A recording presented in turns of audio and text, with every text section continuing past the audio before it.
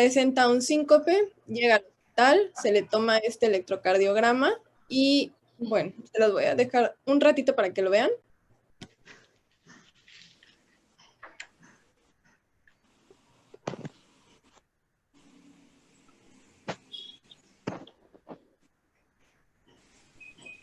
Bien, y la pregunta en el caso clínico dice, con base en los hallazgos del electrocardiograma, nuestro paciente presenta una taquicardia sinusal inapropiada, una fibrilación ventricular, una fibrilación auricular o una taquicardia ventricular polimorfa.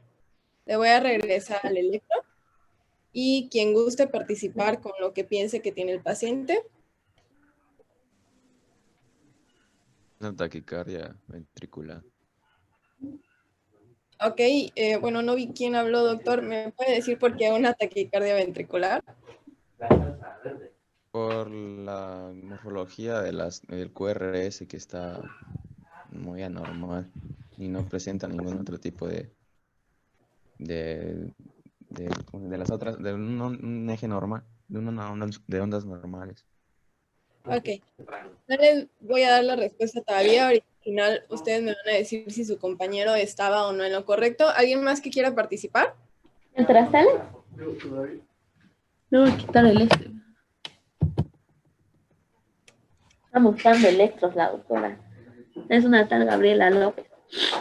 Yo igual digo que sería una taquicardia ventricular. Ok, muy bien. Bueno, entonces vamos a seguir con la... Entonces tenemos que una arritmia es 3 o más latidos consecutivos a más de 100 por minuto. Ya sabemos que una frecuencia cardíaca normal es de 60 a 100, entonces todo lo que esté por arriba de 100 es una taquicardia. Pero les pido que por favor apaguen su micrófono. No te escucho. Okay. Entonces tenemos 3 causas principales: por aumento del automatismo, por actividad desencadenada y el mecanismo de reentrada. Este último va a ser el más común y la característica es que tiene un inicio y un fin súbito. Según su origen se clasifican en si son supraventriculares o ventriculares. Supraventricular, como su nombre lo dice, todo lo que está arriba del haz de His, y ventricular si es por abajo del mismo, o sea, en los ventrículos. La importancia de esto es que también según su QRS pueden ser de QRS fino o angosto, es lo mismo, o de QRS ancho. Cuando ustedes les digan que tienen una taquicardia de QRS angosto, ustedes tienen que pensar que es supraventricular, o sea, arriba de las de His. En cambio, las que tienen QRS ancho se van a estar originadas en lo que son los ventrículos. Según su presentación pueden ser paroxísticas, no paroxísticas o incesantes. Paroxísticas, su nombre los dice tal cual, tienen un comienzo brusco y el fin igual, está muy definido. Los pacientes van a relatar con claridad estos episodios. Va a llegar el paciente, urgencia, les va a decir, doctor, es que yo estaba caminando, lo que sea, y cuando sentí de repente palpitaciones muy fuertes y de la nada, pues se me quitaron. Eso es un paroxismo, es algo episódico. En cambio, las no paroxísticas es completamente lo contrario. La frecuencia cardíaca va aumentando por poquito y de la misma forma va descendiendo. Entonces, el paciente no tiene tan claro ni nosotros podemos saber el momento en el que se desencadena o no la taquicardia. Y en el caso de las incesantes es cuando prácticamente es permanente. El paciente alterna entre un ritmo sinusal y su taquicardia que ya tiene de base, pero se mantiene en el tiempo. Y según su pronóstico es benigna cuando no tiene un alto riesgo de muerte, y maligna o potencialmente maligna, esto es cuando ya hay un riesgo más alto de que el paciente pueda morir. Un ejemplo es nuestro ritmo de paro, que ya sabemos, la fibrilación ventricular. Ahí sabemos que nosotros tenemos que actuar rápido porque estamos ante una situación urgente. Y según su hemodinamia puede ser estable o inestable. Y lo mismo, su nombre lo dice, estable es que el paciente la tolera bien, probablemente no tenga tanta clínica. En cambio, un inestable es mal tolerada, el paciente tiene datos de hipotensión y de bajo gasto cardíaco. Y bueno, otros términos de taquicardias ventriculares es no sostenida, que es una duración inferior a 30 segundos. Sostenida, se mantiene más de 30. Monomorfa, todos los complejos QRS van a ser exactamente iguales. Y polimorfa, tenemos cambios en el QRS de un latido al otro. Bien, ¿Alguna duda con los términos, doctores? No, doctora.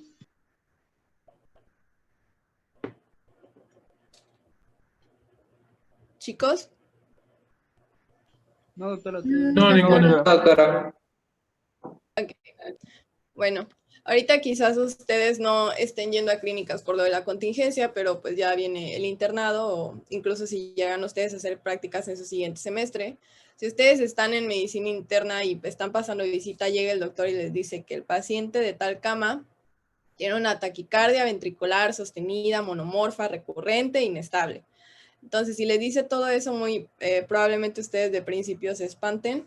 Ya ahorita vimos los términos, entonces sabemos que una taquicardia ventricular es porque tiene el QRS ancho, sostenida, que ya duró más de 30 segundos, monomorfa, que todos los QRS son igualitos, recurrente, pues que no es la primera vez que el paciente presenta estos episodios, e inestable, que el paciente tiene datos de bajo gasto. En cuanto a las causas, bueno, ya sabemos que tenemos un sistema de conducción eléctrica en el corazón, pero dentro de este sistema se pueden presentar señales anormales o extras, o señales que incluso se pueden bloquear o demorar, y señales que viajan en rutas nuevas o diferentes a través del corazón. Ya sabemos que funciona el sistema eléctrico a través de estímulos, entonces dentro de ese mismo sistema de conducción se pueden desencadenar un estímulo o incluso puede ser en otra parte del sistema eléctrico, pero que sea lo suficientemente fuerte como para producir la contracción cardíaca. Tenemos causas comunes que quizás no son una patología cardíaca como tal, pero siempre tenemos que vigilar. Por ejemplo, unos niveles altos de potasio o de calcio, ya sabemos que estimulan la contracción, pueden causarnos una taquiarritmia. Algún infarto al miocardio también, otro daño isquémico, en un pasado puede originarle como complicación una taquicardia al paciente. Cardiopatías congénitas, en el caso de la insuficiencia cardíaca o un agrandamiento del corazón, y el hipertiroidismo. Y también tenemos algunas que son causadas por medicamentos. El alcohol, la cafeína es algo muy común, el consumo de cigarro, medicamentos para la presión arterial también como efecto adverso podrían causarnos una taquiarritmia. Drogas que simulan la actividad del sistema nervioso, un ejemplo es la cocaína. Y medicamentos utilizados para la depresión o la psicosis. Bien, entonces, ¿alguna duda, chicos, hasta ahorita? No, doctora. No, ninguna. Muy bien. De cualquier cosa me van avisando, por favor, no hay problema. Si me interrumpen la clase, no pasa nada. Para saber el manejo de las arritmias, o más bien para aprender a diferenciarlas de entrada, tenemos que hacer 3 preguntas básicas. Nosotros tenemos nuestro electrocardiograma y tenemos que ver, lo primero es si tiene un QRS normal. Si el QRS no está normal, podemos estar ante uno de nuestros 4 ritmos de paro y ahí ya estamos hablando de otro manejo completamente diferente. En el caso de la pregunta 2, ya que vimos que el QRS está normal, vamos a ver la onda P. Chicos, ¿qué significa la onda P del electro? Despolarización auricular. Exactamente. Entonces, si nuestra onda P está normal, quiere decir que todas las aurículas aparentemente está bien. En cambio, si nuestra onda P está anormal, muy probablemente tengamos un problema ahí como una fibrilación o un flúter.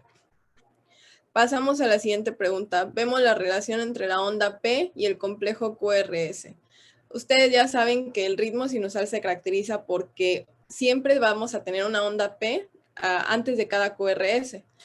Esto es toda la característica que tiene que estar a fuerzas en un ritmo sinusal y que tenemos un intervalo PR que tiene una duración tiene que ser menos de 0.20. Entonces, esta relación es la que tenemos que observar.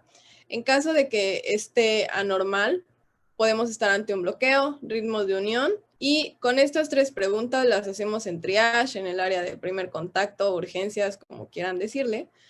Ya con esto sabemos si nosotros necesitamos una atención inmediata o una atención más pausada del paciente. Entonces, como les decía, 4 preguntas básicas. QRS normal, si no está normal, estamos entre una asistolia, fibrilación ventricular, una taquicardia ventricular o actividad eléctrica sin pulso, que son ritmos de paro. ¿Cuáles de estos ritmos de paro son desfibrilables, doctores? Sería fibrilación ventricular y taquicardia ventricular sin pulso. Exactamente, son los únicos dos con los que podemos usar el DA. En caso de que el QRS esté normal, vamos a observar la onda P. Si no está normal, muy probablemente una FA o un flutter. Tercera pregunta, observamos nuestro PR. En caso de que esté prolongado, podemos tener un bloqueo de la unión auriculoventricular.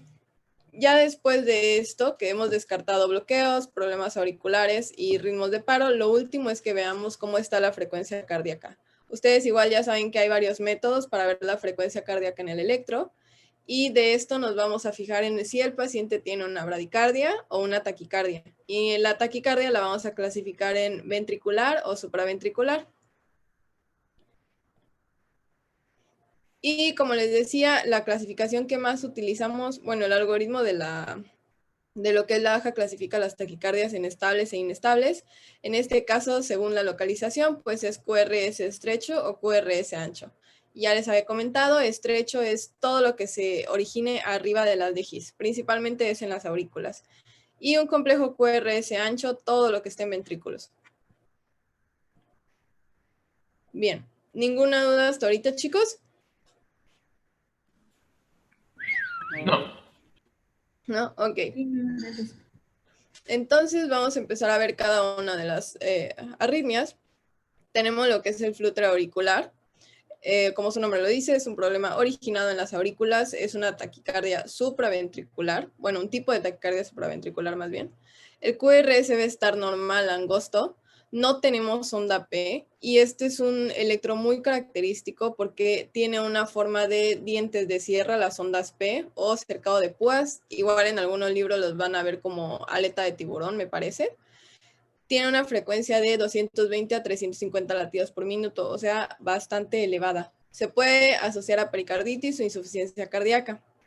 Esto de frecuencia cardíaca de 250 a 350 se refiere a la frecuencia de las aurículas. Acuérdense que de por sí hay un retraso fisiológico entre la conducción del nodo sinusal al auriculoventricular. ¿Por qué? Porque el sinusal tiene la capacidad de estimular mucho más rápido y el auriculoventricular no está respondiendo tanto. Entonces, la respuesta de los ventrículos va a depender de qué tanto se bloquea ese estímulo en el nodo auriculoventricular, y por eso los ventrículos sí tienen una frecuencia un poco menor, de 150 a 180. Bueno, tenemos este electro. Entonces, estas son las ondas P que les decía, si las ven, sí tienen como una forma de, como piquitos. Les digo, en algunos libros viene como aleta de tiburón. Y con lo de la frecuencia cardíaca me refería que si se dan cuenta tenemos muchas más ondas P que complejos QRS. ¿Por qué? Porque la respuesta de los ventrículos no es la misma que los estímulos que le está lanzando del nodo sinusal o de la aurícula. Pero si se dan cuenta, nuestro complejo QRS está completamente normal. Tienen una morfología característica, y el intervalo entre cada R es casi el mismo. ¿Ok? Es un intervalo bastante regular. E incluso entre las ondas del flutter tienen el mismo voltaje todas. Y bueno, de la característica fisiológica o fisiopatológica del flutter es que es un impulso que se está originando en las aurículas, pero es algo cíclico, o sea, es el mismo estímulo en la misma vía que se está reproduciendo muchas veces, y por eso se forman estas ondas que están del mismo voltaje y misma característica, porque al final de cuentas es el mismo ciclo. Aquí tenemos otro ejemplo, igual la morfología del QRS está diferente, pero al final de cuentas tenemos un QRS completamente normalito. Y aquí se ven un poquito más marcados, estas sí se ven como aletita de tiburón. Aquí está. Y lo mismo, tenemos más ondas P que complejo QRS en nuestro electro. Bien, ¿alguna duda sobre flutter?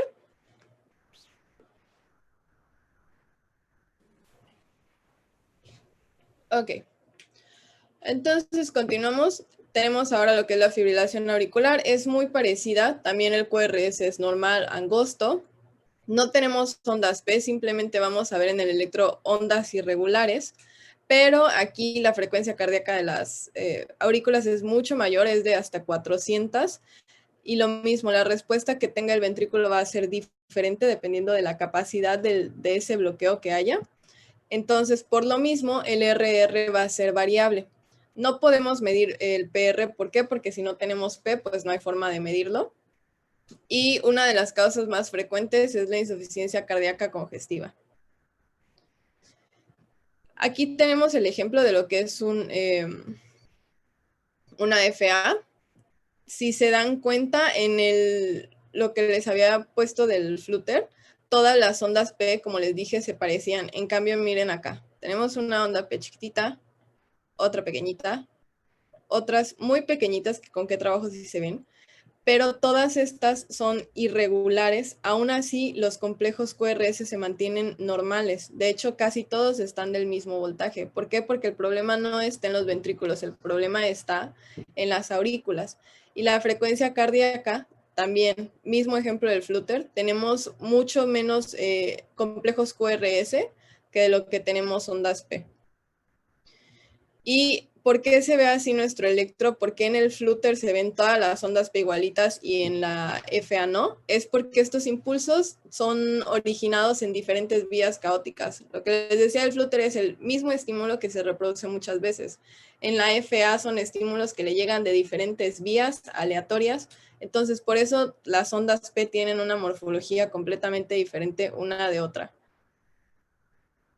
Ok. Y aquí tenemos otro ejemplo, en esta se ve quizás un poquito más en esta parte, las ondulaciones que tenemos por la parte de la aurícula, y como les decía, la respuesta de los QRS es variable. ¿A qué me refería? El espacio entre este R a este es muy diferente al que tenemos entre este complejo y este complejo, ¿ok? Entonces, con eso me refería a que la respuesta ventricular es variable. Depende de qué tanto el nodo auriculoventricular pueda bloquear esos estímulos. Y no podemos medir definitivamente el PR. ¿Por qué? Porque no tenemos una P como tal. Simplemente tenemos puras ondas. Igual, diferente morfología entre acá las P que vemos de este lado, a las que están acá, a estas. Ok. ¿Alguna duda sobre FA, chicos? No, doctora. Bien. Bueno, un dato de la FA es que ustedes sepan que es la taquicardia crónica sostenida más frecuente en todos los adultos. ¿Qué significa esto? Que un paciente puede estar con FA prácticamente de por vida y pueden estar asintomáticos. Muchas veces nosotros escuchamos que el paciente tiene una fibrilación auricular y pensamos que es una urgencia. No digo que no sea una urgencia, sí lo es cuando el paciente se descompensa, pero pasa muchas veces en los pacientes, sobre todo en los ya mayores, que están con fibrilación auricular y pueden estar completamente asintomáticos. Pueden estar tomando sus antiarrítmicos todos los días, etcétera, pero no van a presentar una descompensación hasta que el mecanismo no sea lo suficiente como para contrarrestar esos datos de bajo gasto. Ahí es cuando ya se presenta una urgencia y el paciente llega y tenemos que actuar rápido. De mientras, no. El paciente puede estar asintomático con su FA normal. Igual hay diferentes subclasificaciones dependiendo del tipo de la duración del episodio. Pero igual, para mí esta es la arritmia que tiene como que más importancia clínica. Y les decía, no tanto quizás por la urgencia de atender al paciente, sino porque acuérdense que la aurícula, la función es lanzar sangre hacia los ventrículos.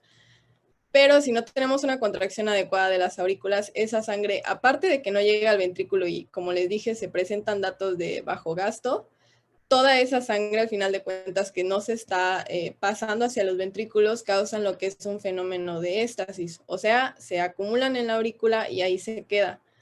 ¿Qué pasa con esa sangre? Se forman trombos. Si ese trombo sale de la aurícula, se va a la circulación central. Y ahí es donde nosotros podemos tener un problema como una trombosis mesentérica, una trombosis venosa profunda y una que es muy común y esa sí es bastante mortal, un EBC isquémico por un problema cardíaco. Entonces, por eso les digo que para mí es la que tiene como que más importancia clínica. Y bueno, seguimos con la taquicardia sinusal. ¿Tienen alguna duda sobre FA? No, doctora. Bien. Bueno, entonces, en cuanto a la taquicardia sinusal, es una frecuencia de 100 latidos por minuto. Tenemos un patrón sinusal QRS completamente normal, onda P completamente normal. PR, sabemos que lo normal es de punto 12 a punto 20, está 100% normal y el ritmo va a ser regular. No es tanto una arritmia como tal, sino más bien una variación del ritmo cardíaco. Y tenemos causas muy, muy comunes: ejercicio físico normal, la fiebre, hipovolemia, estimulación adrenérgica, ya sea por algún estímulo emocional, algún fármaco, dolor. Y en rojo les puse la ansiedad porque, como les dije, ahorita ustedes están en sexto, les queda un año para su internado, se va a pasar volando el tiempo, créanme. Cuando menos lo vean a ver, ya van a estar ahí en cualquier área de urgencia, lo que sea.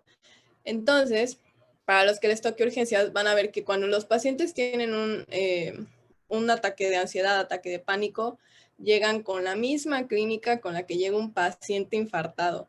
Llegan, les van a referir que tienen dolor en el pecho, que se les irradió al brazo, pueden decir que incluso se les paralizó la cara, llegan sudando, pálidos, todo. Entonces, la única forma en la que ustedes sepan si el paciente de verdad tiene algún problema cardíaco o simplemente es algo de estrés, algo psiquiátrico, es tomándole un electrocardiograma. Es la única forma que lo van a diferenciar. Y de hecho, pues ya la mayoría de los pacientes que llegan de esa forma, aparte de hacerles el interrogatorio, les van a pedir su electro. Y aquí, este es un electro de libro prácticamente. Como les dije, tenemos nuestra onda P que precede a cada QRS en todos los complejos. Nuestro QRS normal no está ancho y tenemos nuestra onda T. Todos los intervalos RR son exactamente los mismos, o quizás con muy poca variación. ¿Ok? Todo, absolutamente todo está normalito, es un ritmo sinusal simplemente un poquito más rápido. Tienen el mismo voltaje, todos los Rs y los P también. Aquí tenemos... ¡ay!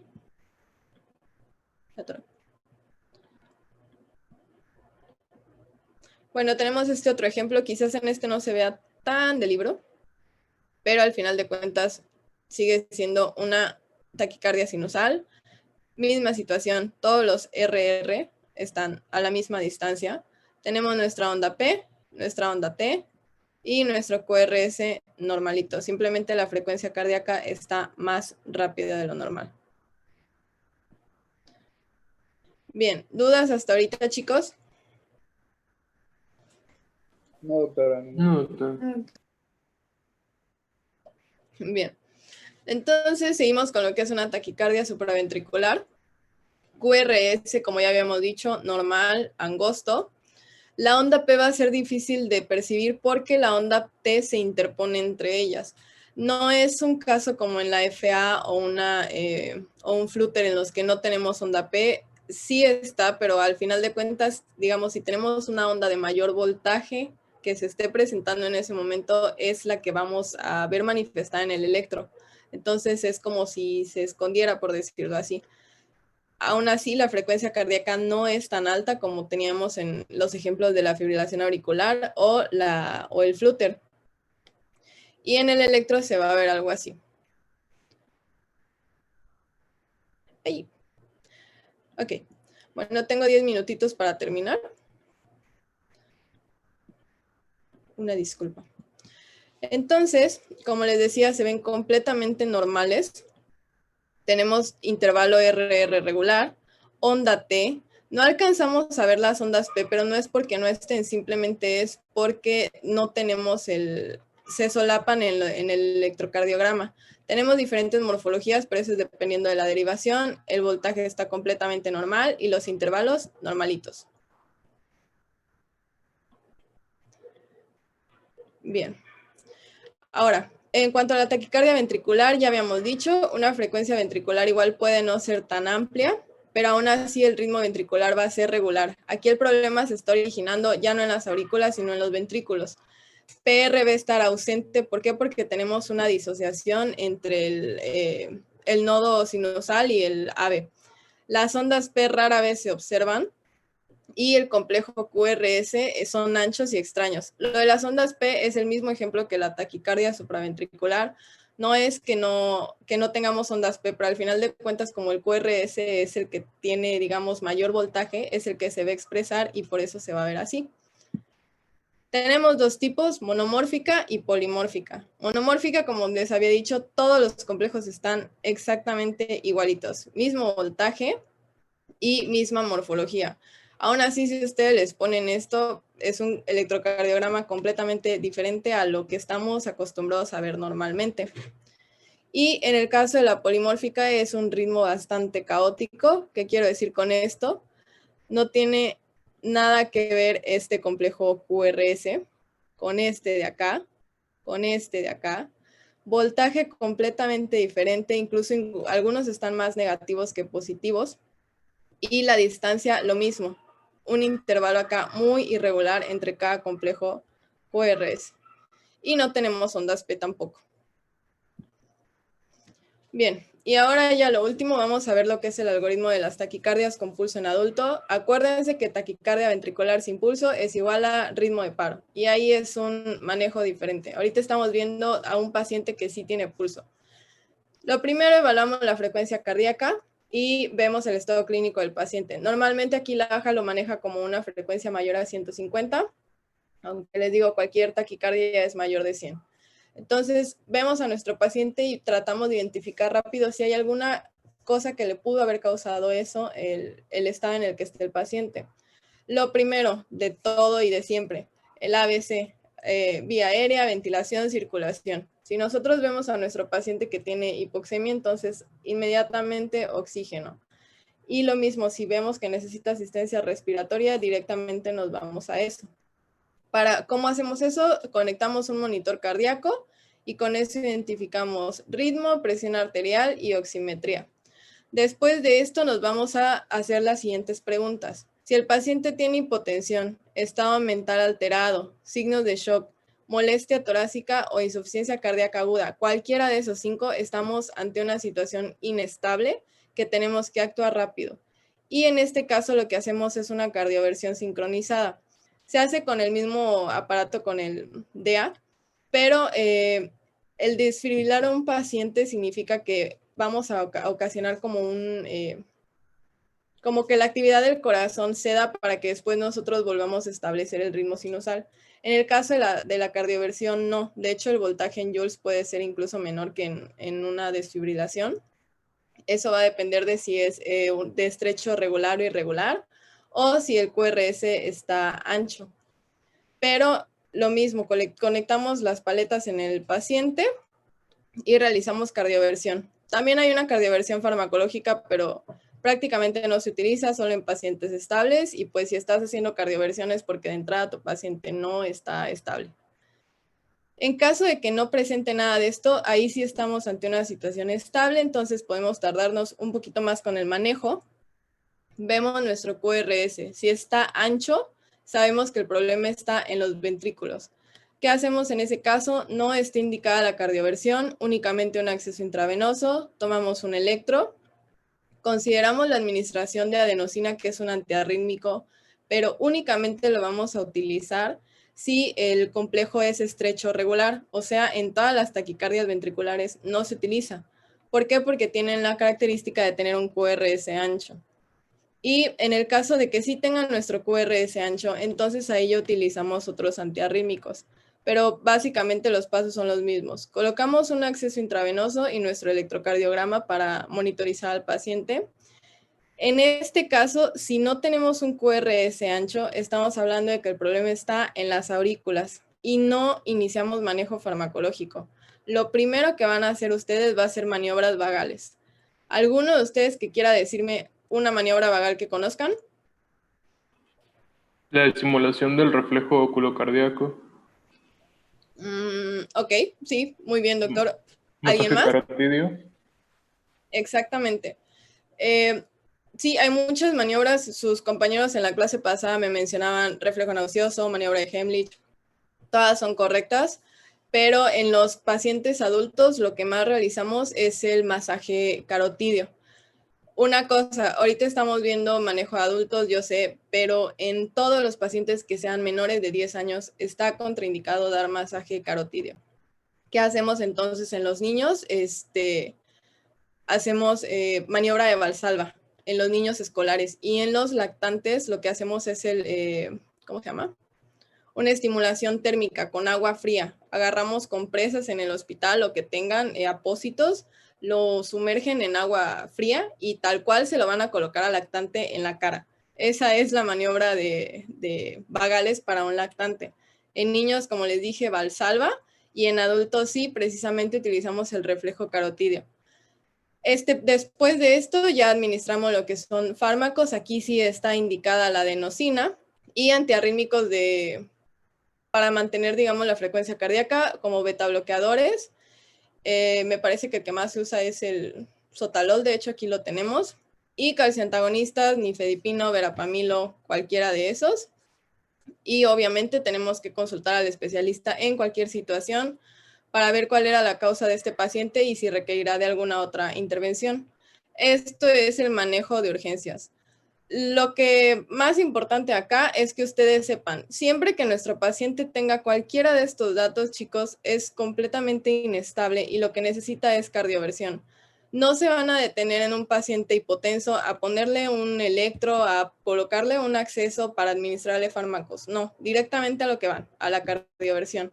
Si está estable, entonces ahí sí, como les digo, nos tardamos un poquito más y podemos administrar fármacos. En el caso de las que sean supraventriculares de QRS estrecho, maniobras vagales. Y también, como les decía a sus compañeros la clase pasada, acuérdense, la medicina es algo, no es una ciencia exacta, entonces hay médicos que ni siquiera realizan las maniobras vagales como tal.